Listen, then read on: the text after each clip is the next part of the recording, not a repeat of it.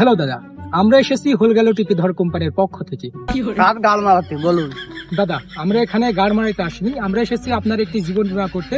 আপনি যদি আমাদের কোম্পানির পক্ষ থেকে এই জীবন বীমাটি করে রাখেন, তাহলে আপনি যখন মারা যাবেন তারপর আপনার ফ্যামিলি পাবে 10 লক্ষ টাকা। তা আমার কিভাবে মরতে হবে? দাদা, মনে করেন আপনি একদিন বাসে করে কোথাও যাচ্ছেন, যাওয়ার পথে হঠাৎ করে বাসটা উল্টে গেল এবং আপনি মারা গেলেন, তাহলে আপনার ফ্যামিলি পাবে 10 লক্ষ টাকা। আমি বাসে উঠি না, আমার বমি আছে। আচ্ছা দাদা, বাসে না, আপনি মনে করেন একদিন আপনি সিএনজিতে করে কোথাও যাচ্ছেন, হঠাৎ করে সিএনজিটা কোনো গাড়ির সাথে অ্যাক্সিডেন্ট করলো এবং আপনি মারা গেলেন, তাহলে আপনার ফ্যামিলি পাবে 10 লক্ষ টাকা। ওই সিএনজি ওয়ালারা ভাড়া বেশি চায়, ওই সিএনজিতে আমি যাই না।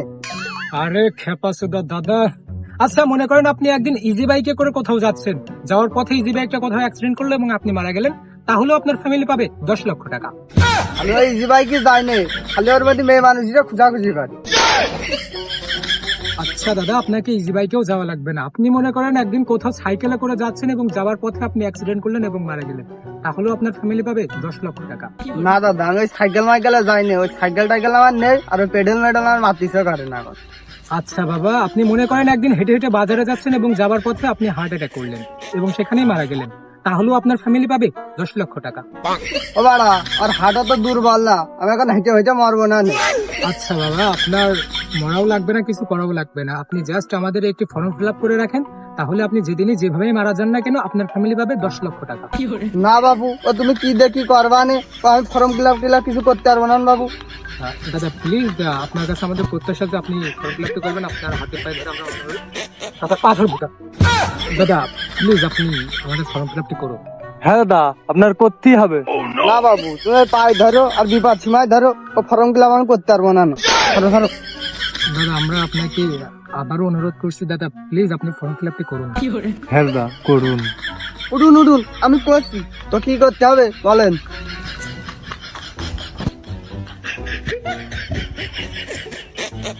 দাদা আপনার ওই নামটা?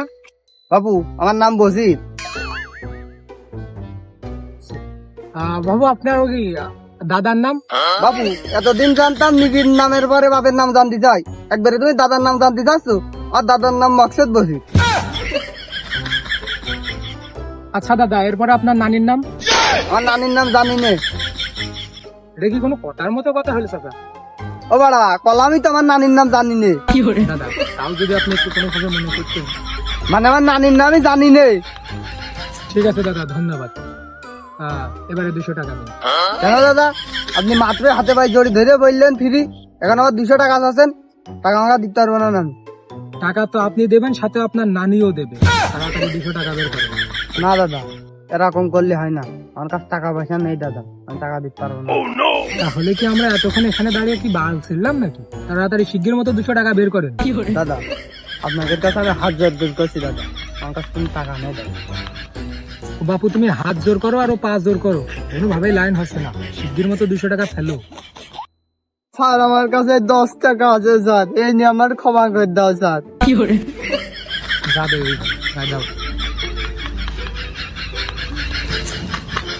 ঠিক আছে, ধন্যবাদ।